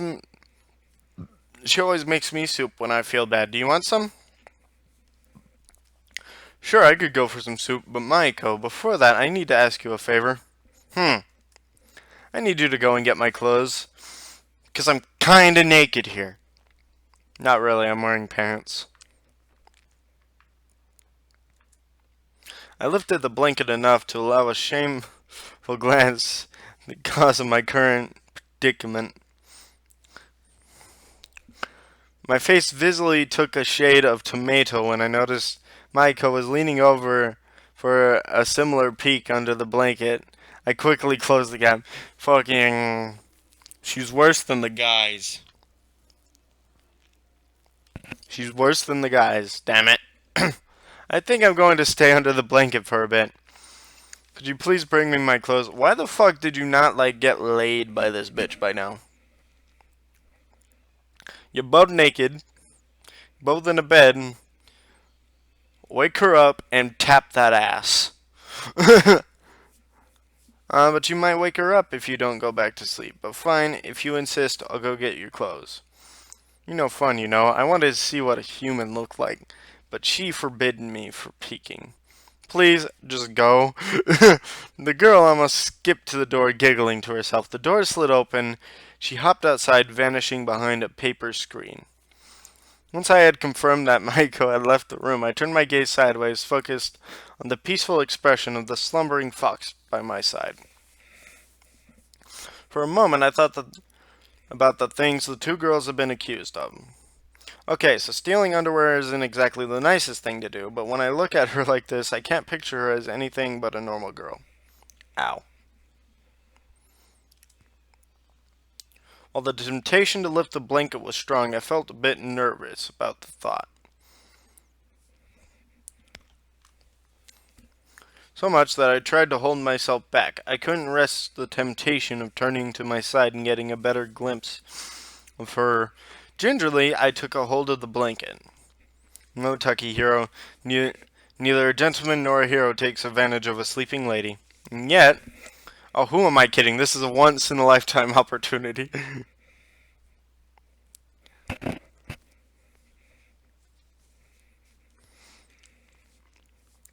In the end, the perverted little devil within me won the mortal struggle. The morality struggle, and with shaking hands I tried to lift the blanket. Stop! Yikes! I don't want any blackberries.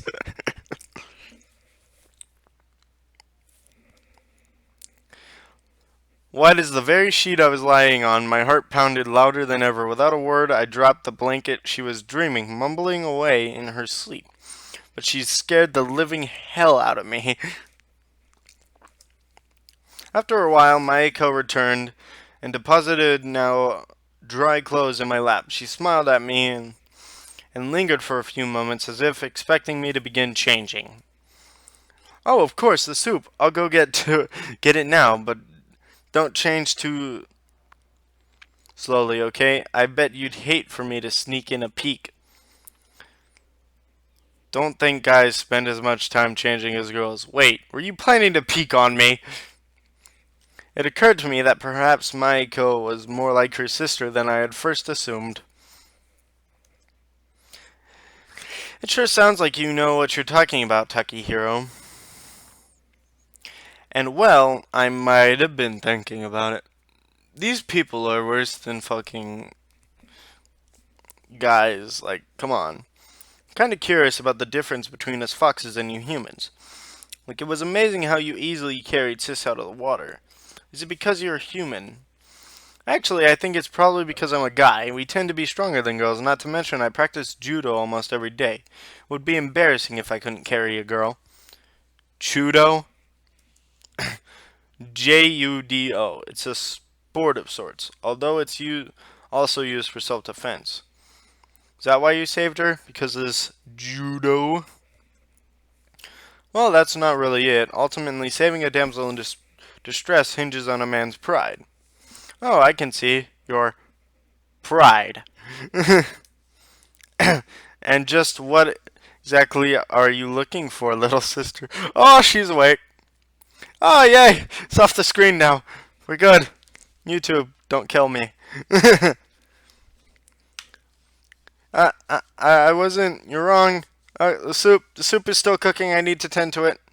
The younger sister scrambled to her feet and dashed out of the rooms at full speed, her tail comically hanging between her legs as she did. I turned to Machiko with a faint blush on my face, averting my eyes so she could pull the sheet back up around her. I see you're finally awake, Machiko. With you two making such a fuss about chudo and soup, how could I possibly hope to get any sleep? I'm glad that you are well, Taka. Forgive me for taking such measures, but I feared that I wasn't getting warm fast enough and did what I thought was necessary. At least it was a more enjoyable sleep than you would have had in the cell. I doubt the tsundere tyrant, was it? I doubt she would have given you the same service. Let's say that the hospitality is much appreciated. Oh yeah, that picture was much appreciated as well.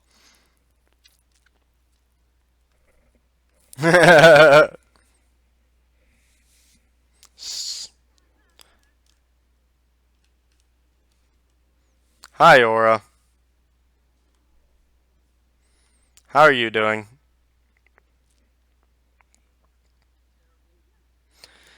Oh, I went to sleep at like 6 in the morning. I know exactly how you feel.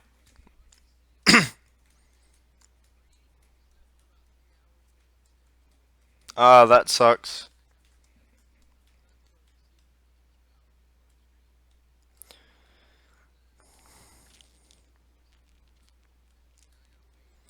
Okay.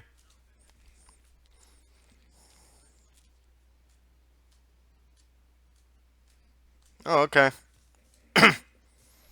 You heard it here first, guys. I'm glad to hear that, but if you would like to change, there's a screen just over there. I promise I won't look, of course. I guess one of us has to do it. I watched Machiko close her eyes, hiding her face in her hands, as if to reassure me that she wouldn't peek. Taking my chances, I climbed from under the blanket and made my way towards the wooden screen.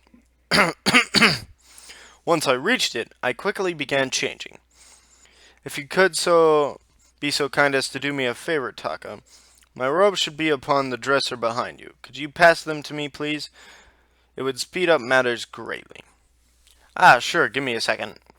After looking around for a moment, I found the robes neatly folded up on the dresser, my heart skipping a beat as I took hold of them, before turning towards the screen to hand them over. Say, Machiko-san, how come you two walk around stealing people's underwear? I mean, you don't look like bad people to me. Let's save. Right there. Yeah. And let's return.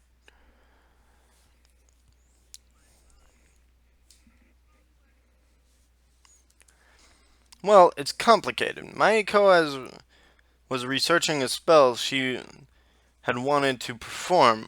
One that would allow us to easier access certain things we needed. One of the ingredients was maiden silk. The only silk I could think of, well, you already know the answer. By maiden silk, you mean, I guess, understanding why you would think that, but isn't maiden silk another term for wedding sash? It is in my world, at the least. As I said this, the girl appeared from the other side of the screen. I never realized. What's that? What's that, sister?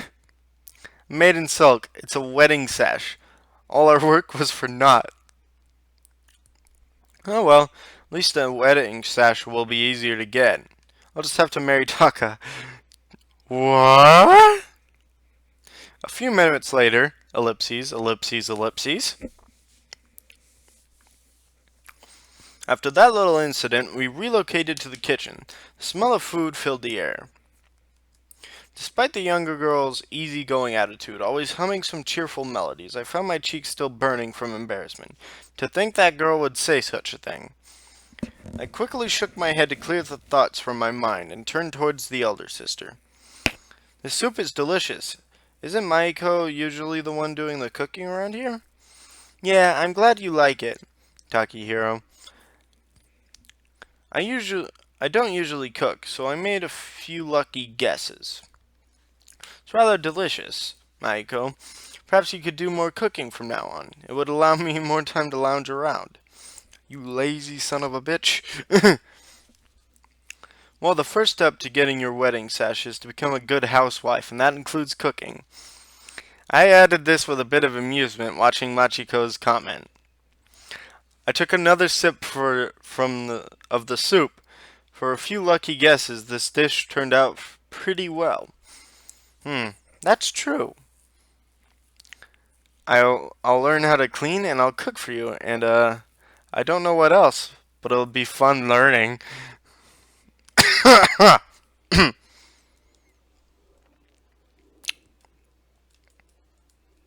Seems legit. Maiko, you should stop that. You know very well it would be pointless for you to marry him. Only the villagers know how to craft a wedding sash, and we both know this will not happen. That's not necessarily true, Machiko. It only becomes ever so evident that you are not of this world, Taka. The villagers do not tolerate our existence. They despise us. We can never ask such a favor of them. All we had to do is find some way to make the villagers accept you. But I guess I'll need to learn more about the village itself before we can do that. The pale-haired woman shook her head slowly, her ears flattening against her head as she did. Not that simple. They would never trust us. Human and fox spirits have never been able to get along. I'm honestly surprised that you would have been able to tolerate this long. I would be happy to be proven wrong, and you are free to stay here as long as you wish, until of course you grow too weary of our ways and decide to leave. Sister, please don't say things like that. Takahiro wouldn't do that, would you? Of course not. I wouldn't abandon someone just because they're a different species. That's not the way. I'm not saying that.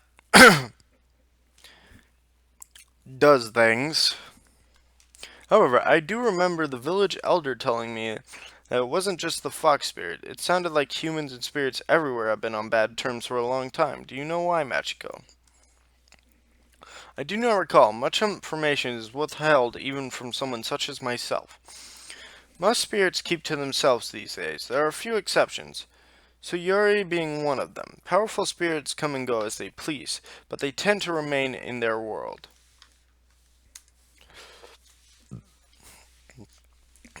Okay, there we go.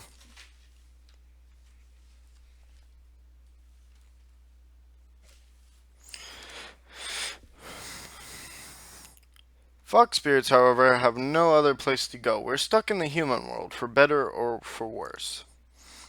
I didn't realize it was like that. I guess I'm finally learning stuff. Well, the Suyuri character lives in the shrine, right? We should try asking her for some ideas. No, we do not need to see her. Absolutely not. No, I don't want to see her. I don't want to.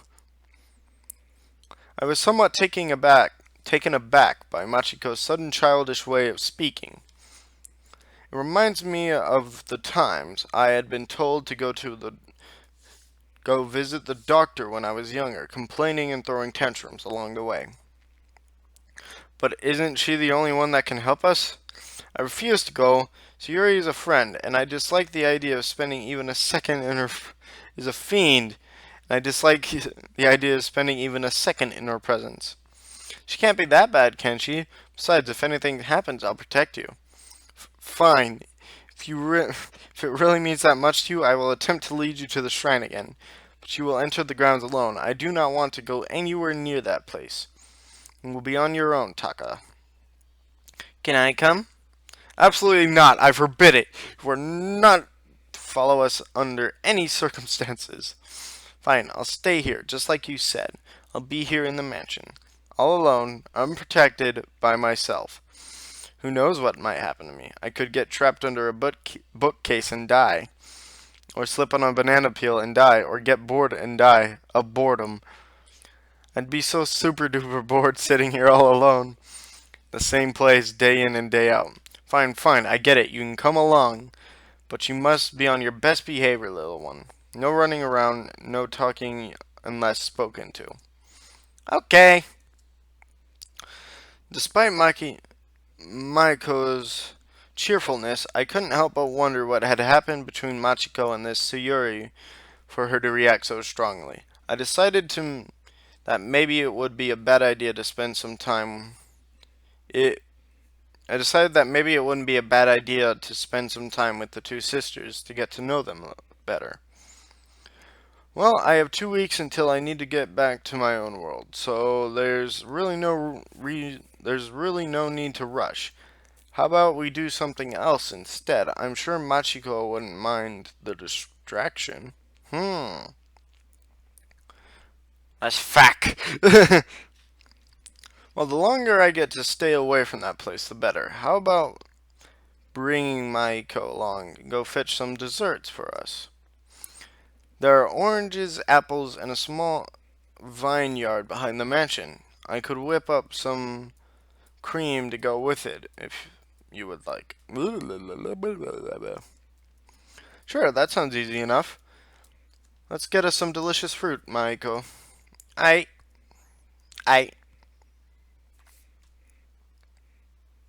I want to know how long we've been streaming for. An hour and 49 minutes. It took me 2 hours to complete this game before. I guess it takes longer when you're live streaming it.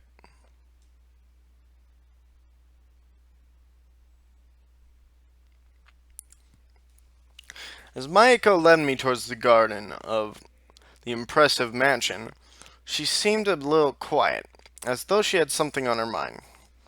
I wanted to ask her about it.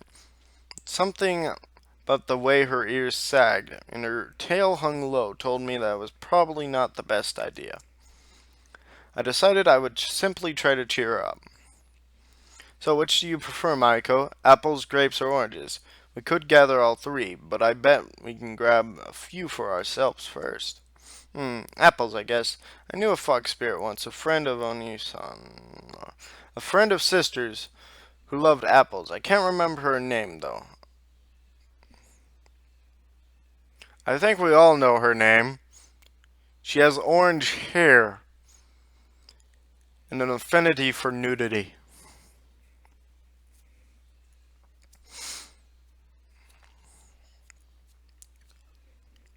Yes.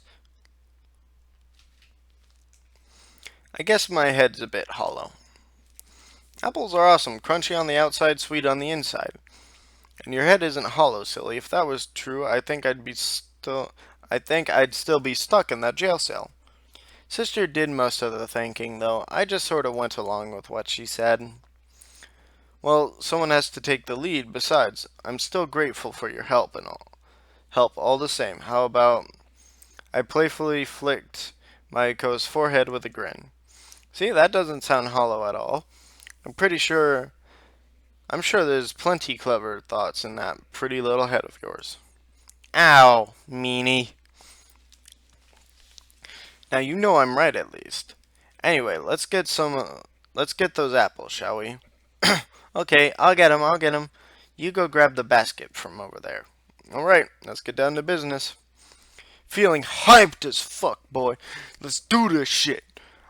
I went and grabbed one of the baskets stacked nearby.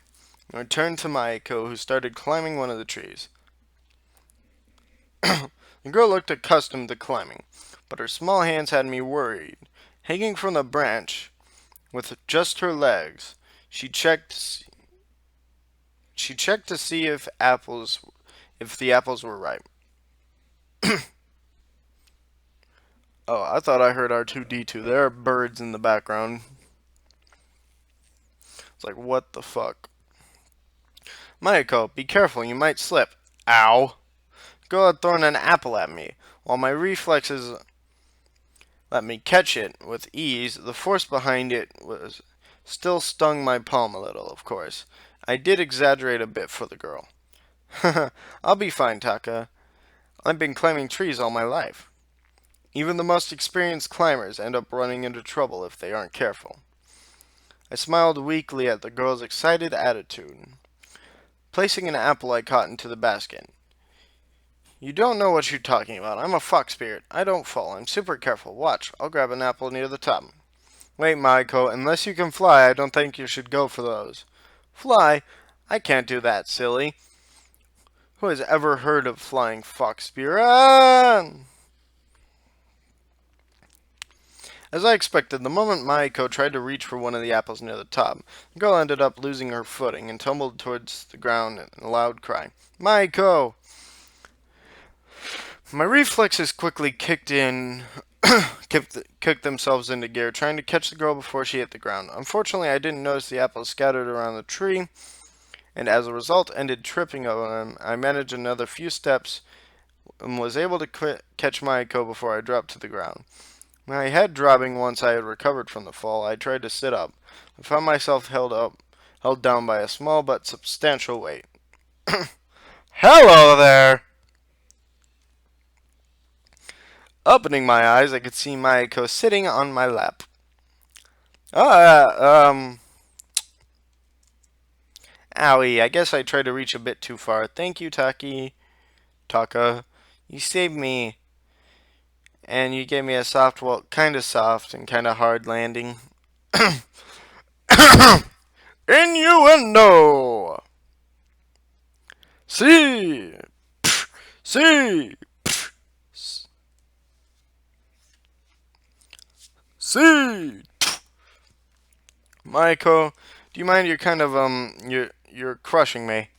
Oh my gosh, Taki, I'm so sorry. I'm so sorry. As the younger girl grew increasingly flustered, I knew I had to calm her down. Gently, I tilted my legs beneath her. She toppled forward, head resting against my chest. I guess we learned that fox spirits can be pretty clumsy. Or maybe that Maiko is even cuter up close than I had thought. What? I think you're mistaking me for sister. Nope, I'm talking about you.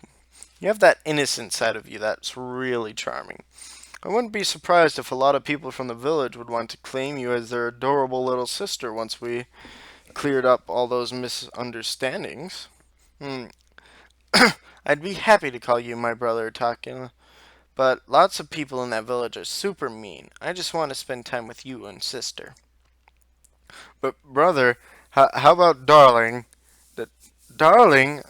I don't know if I'm ready for that. Really, I think we'd be a cute couple. A hero and a fox spirit living happily ever after. Your sister could stay too. Oh my god, he's teasing the shit out of her. We could raise a little family. I mean, we already have a house, so we wouldn't have to worry about that. And any guy from my world would kill to have a pretty wife like you. I held back a chuckle, knowing all too well that my teasing was taking effect. And yet, I was also happy to see her spirits seemingly lifted. Thank you. Taka. I think that would be better. Machiko probably wouldn't like another sibling, but I'm glad I cheered you up. You didn't seem happy earlier. The way your tails and ears were hanging low reminded me of a scolded puppy. Oh, right, I was just thinking is all. You know about the spell I wanted to try. The one that needed the silky wedding undies. Wedding sash. Sash. It's kind of a belt that the bride wears during the weddings ceremony. I doubt any spell involving panties would be a good idea to cast.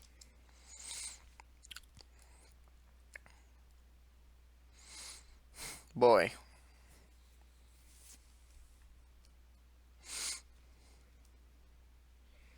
I mean, if you're watching the stream, you might enjoy life a little more.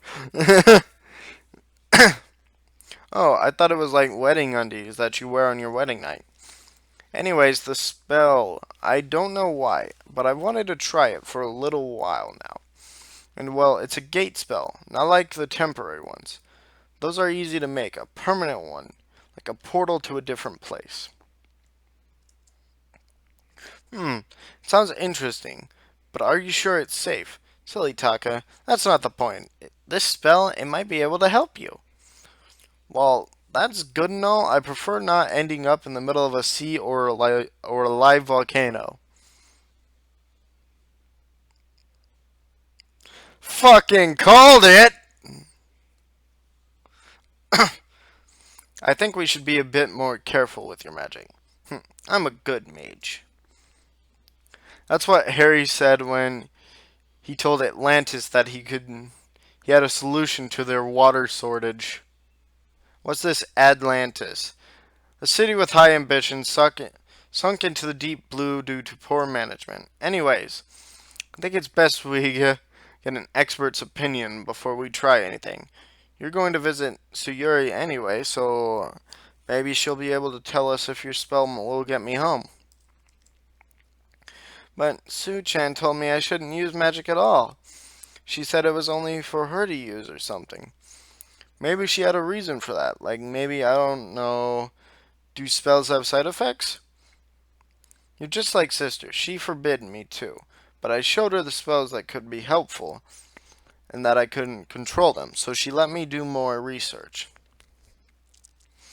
I'm not going to throw spells around like they're nothing. I'm not dumb. I'm not a dumb little kid. I'm not going to do anything besides. You seem old enough to take care of yourself. Not that I know how old someone like you might be, but beware the dark side of magic. In most stories, magic usually comes with a price. Like, would you do magic if it gave you a terrible tummy ache, or headaches, or worse, diarrhea? Boy. Then you better prepare a gate spell to the nearest bathroom. I do get headaches, but those aren't really all that big of a deal. And I get to do a lot of things for sister. I'm not going to change that ever. So there. I already said I wasn't going to make you do anything. However, what you do need to change is the fact that you're straddling me and you're rather close, so I'd appreciate it if you could get off. But you're so warm and soft. I could just curl up and sleep on you. Wait, don't go falling asleep on me. Just kidding, I wouldn't do something like that out here. Maybe tonight, though. It's only fair since sister got to do it. More importantly, dessert. We need to get back inside. Sister's probably wondering what's taking us so long. The fact that she could have fucked by now is...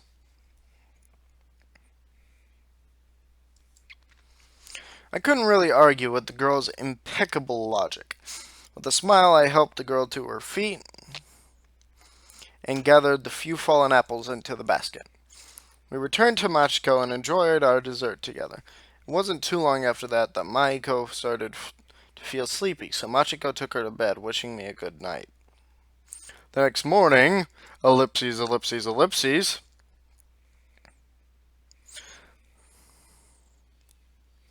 I don't think we'll be able to do the entire fucking thing.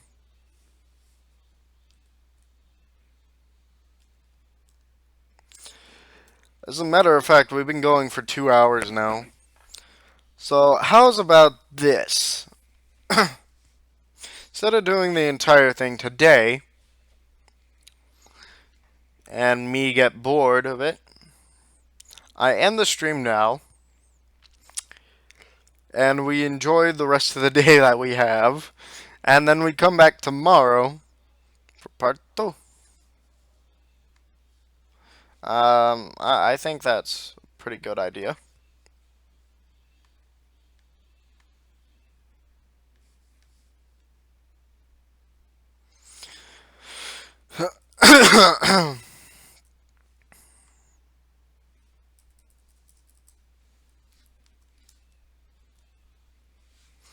Part 1. There we go. And, well, guys, I've been Harley with IRL Imagination. This has been some shit fucking commentary. And I'll see you guys next time.